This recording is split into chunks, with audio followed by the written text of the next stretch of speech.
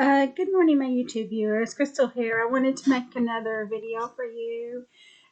This morning, what I'm going to be doing is I'm making a video of the time series of the progression of new cases in COV19.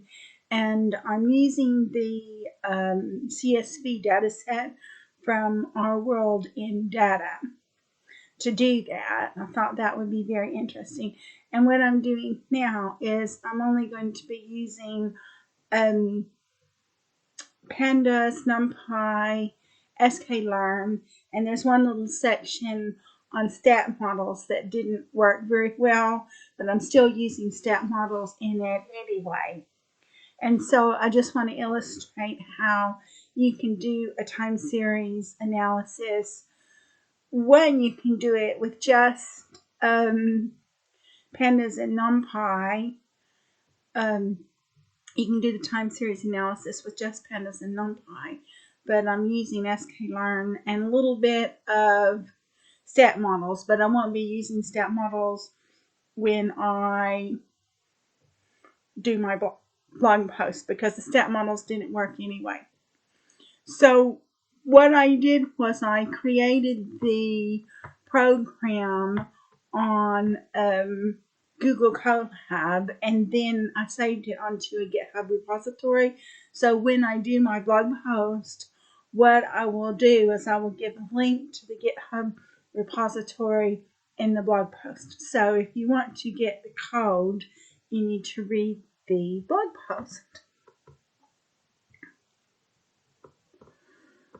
So you see here, I've got a link to Our World in Data, now to the CSV file. Now the CSV file is updated every day, so you need to reload that CSV file every day that you work on the program.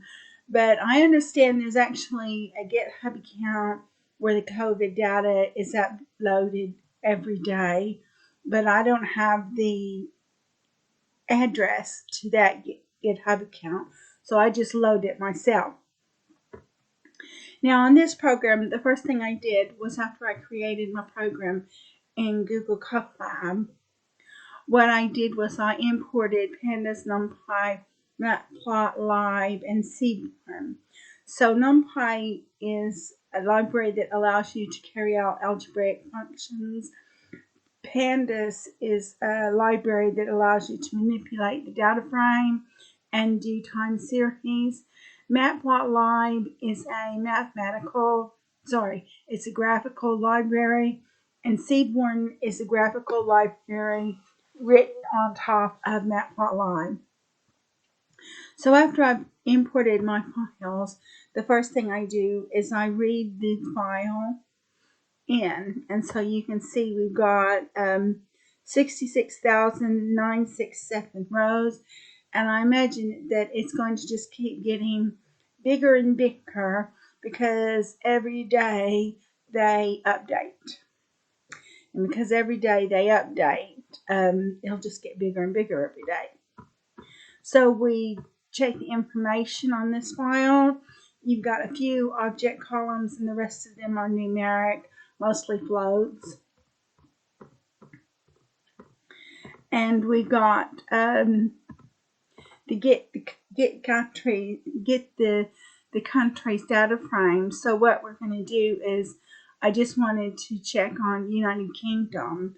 So that's all we're interested really is United Kingdom. So we filter out the UK, and we just got the UK's data frame.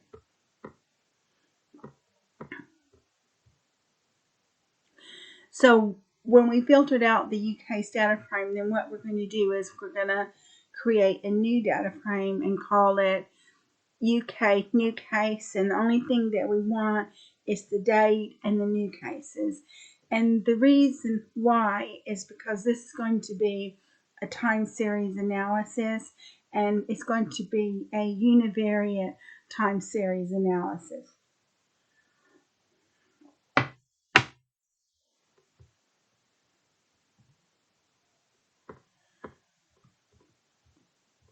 Now what we're going to do is we're going to timestamp the date, and when we timestamp the date, we set the index as the date. So now you've got the date being the index, and then it's got only one column of data being new cases. So we're going to plot a graph of the time series so you can see the new cases. You can see how we had our first lockdown over here, which was in March somewhere, and then it slowed down, and then around here is when the new UK variant came along. And when the new UK variant came along, we had our second lockdown, and then what they did was they loosened the restrictions for the Christmas season. And when they loosened the Christmas restrictions for the Christmas season, you can see that we have our third lockdown here, and you can see that the levels are trying to go down. And so they're working on a vaccine. I'm not so sure about how positive this vaccine is going to be, because they're giving the vaccine to people in care homes, and these people in care homes are dying from coronavirus. So they're trying to say, oh, well, they had coronavirus before they had the vaccine. So I don't want to get involved in what's really going on with that, because obviously this is a scientific channel, and I'm just analyzing COV19 from a scientific perspective. And so I don't want to say too much about the vaccines, because then, they'll strike your channel. Now what we're going to do is we're going to plot the lag. We're going to do a plot on the lag. So that's a lag plot, and that's a pandas function. So you can see that there's a correlation between the lags when they plot the lag, and this is a specific pandas function. We're doing a correlation matrix, which is also a pandas function, and you can see that there is a correlation between t minus 1 and t plus 1.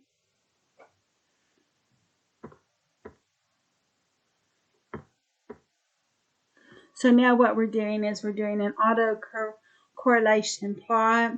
So you can see the auto correlation plot right here. And these are all pandas functions that help you work on time series.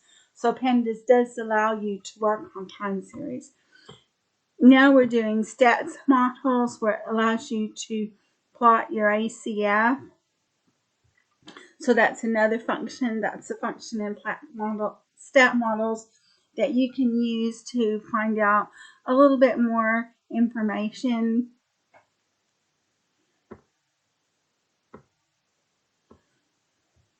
Now what we're going to do is we're going to do a walk forward validation. And this walk forward validation can be done in pandas and numpy. You don't need any other libraries other than pandas and numpy to do it. And here's our walk forward validation, which is very similar to the actual values. And the walk forward validation gives you an MSE of 306.23624. So that's a pretty good size MSE. But yeah, the walk forward validation is very similar to the original validation. Now we're going to do auto regression. And as I've said in previous videos and blog posts, Google Colab does not install the most recent versions of the library. So if you need the most recent version of the library, then you're going to have to install the most recent version of the library yourself. So you can see here I have installed the most recent version of stats models. And now what we're doing is we're doing an auto reg with stat models. It has an RMSE of 31212, and you can see that it doesn't look very good, does it? So you've got the actual values in blue and the predicted values in red, and it doesn't look very good.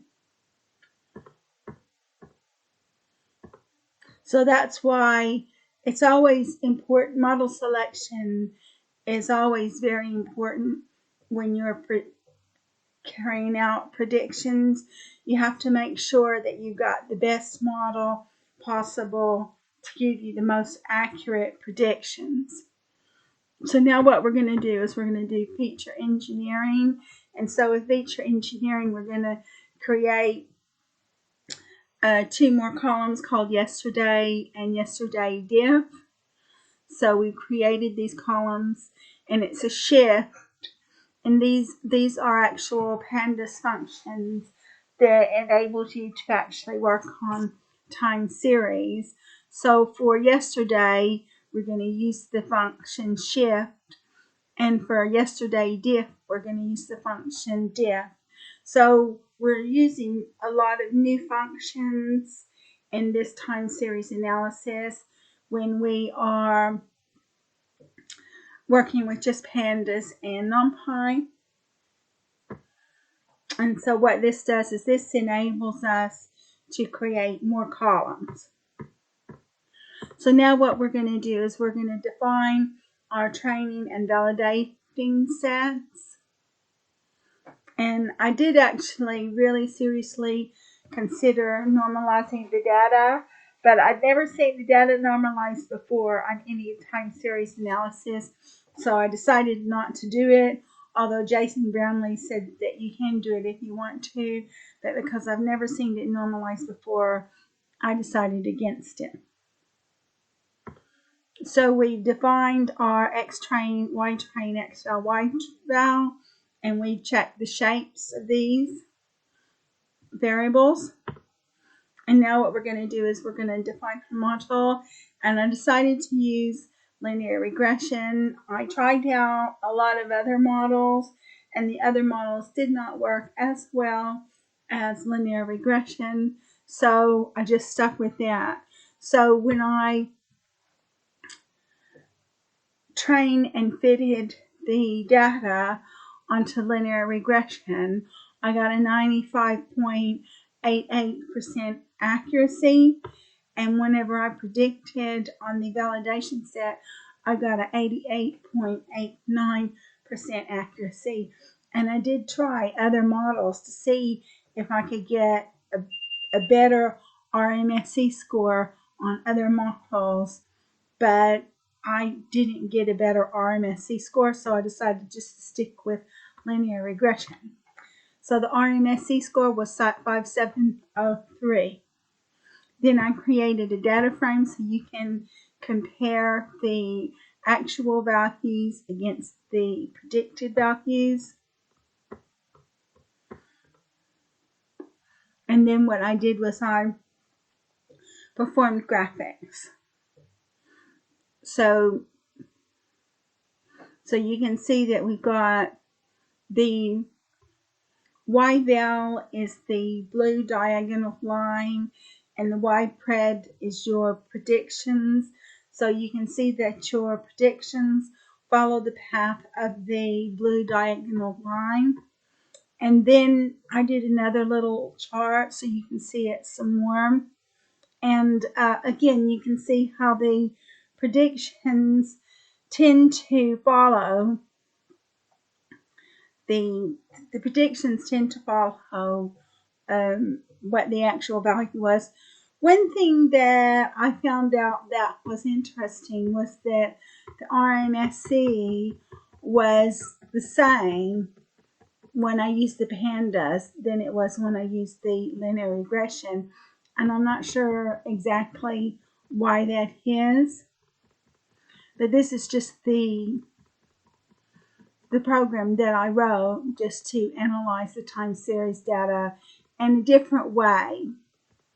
So I've never really used pandas and numpy and sklearn in this manner before, so I thought, Oh, well, that'll be a good thing to do, a good way to analyze the data. And that way, you don't necessarily have to use Facebook Profit, and you don't necessarily have to use stat models. You can just use sklearn linear regression. Or if you know the code for linear regression, then you don't even have to use sklearn. You can just code it yourself using pandas and numpy. So that concludes this video on COV19 time series analysis using pandas, numpy, matplotlib, sklearn, and stats models, but we didn't use Facebook Profit. So if you like my video, please like, subscribe, and share. If you want to be notified whenever I make a new video, then please press on the bell button besides the subscribe button, and you will be notified whenever I make a new video. And if you like the work I do and you want to support me, I've got my email address to my PayPal account in the description box down below. So thank you so much again for watching my video, and I look forward to making new videos for you in the future.